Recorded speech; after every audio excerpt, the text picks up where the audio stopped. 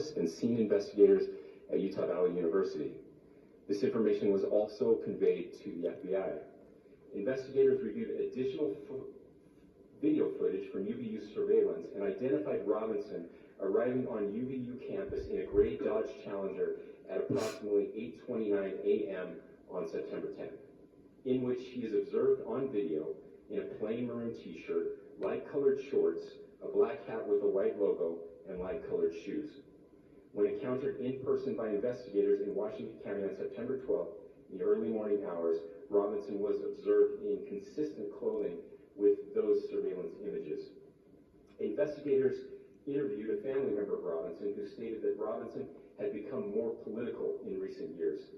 The family member referenced a recent incident in which Robinson came to dinner prior to September 10th, and in the conversation with another family member, Robinson mentioned Charlie Kirk was coming to UVU.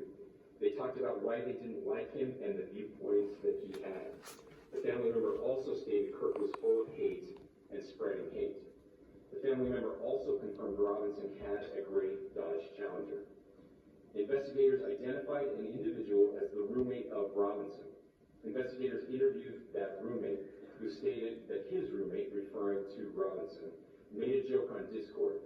Investigators asked if he would show them the messages on Discord. He opened it and showed several messages to investigators and allowed investigators to take photos of the screen as each message was shown by Robinson's roommate. These photos consisted of various messages, including content of messages between the phone contact named Tyler with an emoji icon and Robinson's roommate's device. The content of these messages included messages affiliated with the contact Tyler, stating a need to retrieve a rifle from a drop point, leaving the rifle in a bush, messages related to visually watching the area where a rifle was left, and a message referring to having left the rifle wrapped in a towel. The messages also refer to engraving bullets and a mention of a scope and the rifle being unique. Messages from the contact Tyler also mentioned that he had changed outfits. I know there's been speculation as well as to the writing on those casings, those bullet casings, and I believe we have that as well. And I'll share that with you now. It consists of a grassy area with trees on the edge of the UVU campus. Investigators discovered a bolt-action rifle wrapped in a dark-colored towel. The rifle was determined to be a Mauser Model 98 30-06 caliber bolt-action rifle. The rifle had a scope mounted on top of it. Investigators noted inscriptions that had been engraved on casings found with the rifle. Inscriptions on a fired casing read, "Notices, bulges, capital O-W-O, what's this, question mark." Inscriptions on the 3 unfired casings read, "Hey fascist, exclamation point, catch, exclamation point." Up arrow symbol, right arrow, and symbol, and 3 down arrow symbols. A second unfired casing read, "Oh Bella Chow, Bella Chow, Bella Chow, Chow Chow," and a third unfired casing read, "If you read this, you are gay, LMAO." We are indebted to law enforcement across the state who's worked seamlessly together, local law enforcement, state law enforcement, and our federal partners with the Federal Bureau of Investigation. We're grateful for everyone who worked together in such a short amount of time to find this person and to bring justice. I want to thank the public who's been so engaged, reviewing videos, helping us with sending in tips, and helping us get to this point. I want to thank the family members of Tyler Robinson who did the right thing in this case and were able to bring him into law enforcement as well. I especially want to thank the family of Charlie Kirk, Erica, Charlie's parents, his children. I want us to be thinking of them as we bring justice in this case, they will be involved in that justice. We will be working very closely with them as we move through this process as well. This is a very sad day for our country, a terrible day for the state of Utah, but I'm grateful that at this moment we have an opportunity to bring closure to this very dark chapter in our nation's history.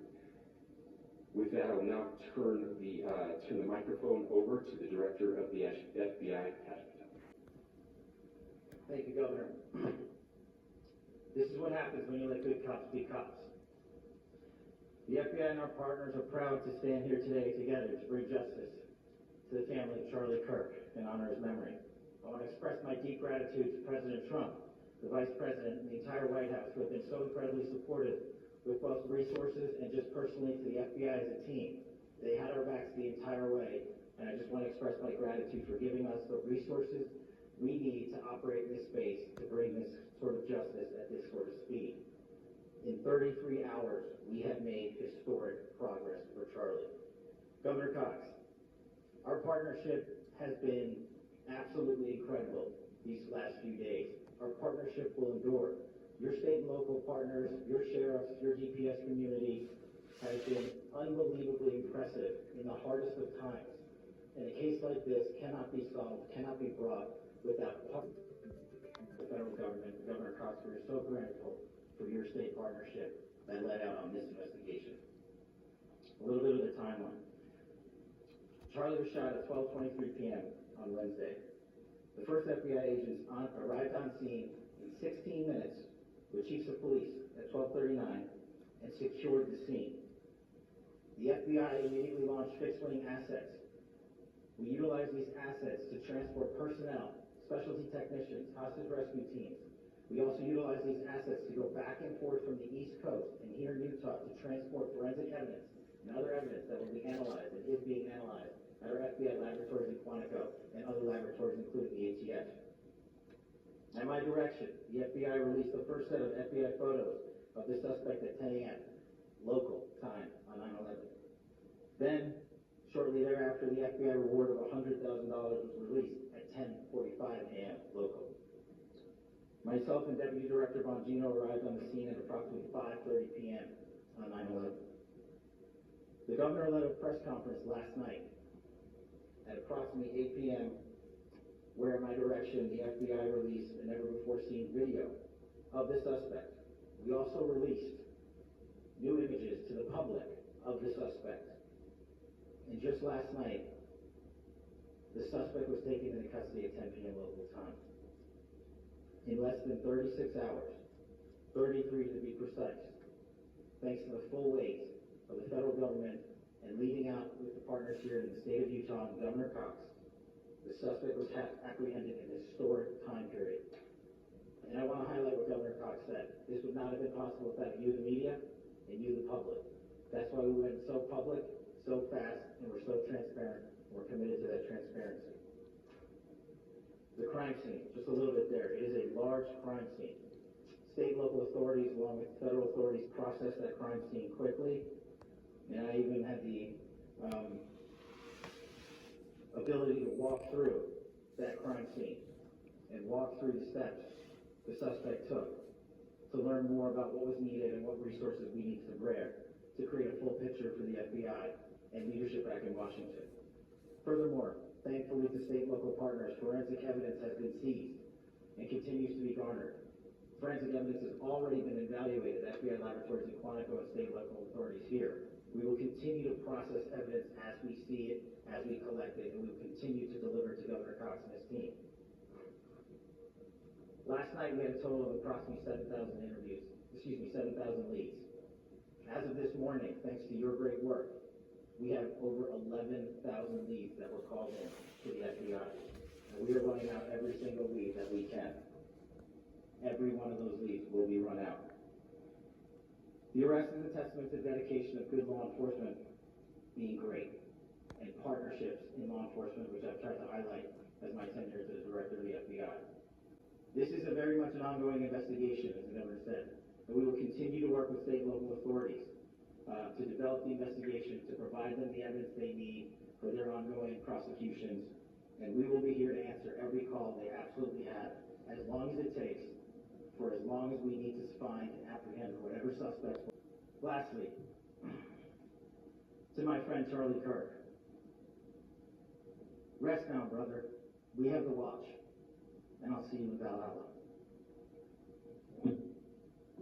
I would just like to take a few minutes as the sheriff to express my gratitude for everybody who has played a part in this investigation. As you know, it's been a vast, complicated, and a very, very fast-paced investigation. You're looking at people standing up here who are running on, if they got an hour's sleep in the last couple of days, they're probably lucky. It has been very taxing. It has been so impressive speaking on behalf of the local law enforcement to see the cooperation that we've seen in this type of case. Across the state, sheriffs, chiefs, our state partners have stepped up and have come to the call on anything that we needed. Our county chiefs have been phenomenal. Our Utah County Attorney, Jeff Gray, who's standing up here with us, has been phenomenal in leading us through this investigation. I would like to thank the federal government for their resources, their assets. Our local team here, our FBI team, has been extraordinary in helping us work through this and bring this person to justice. Most of all, I would like to thank the public, and specifically, I would like to thank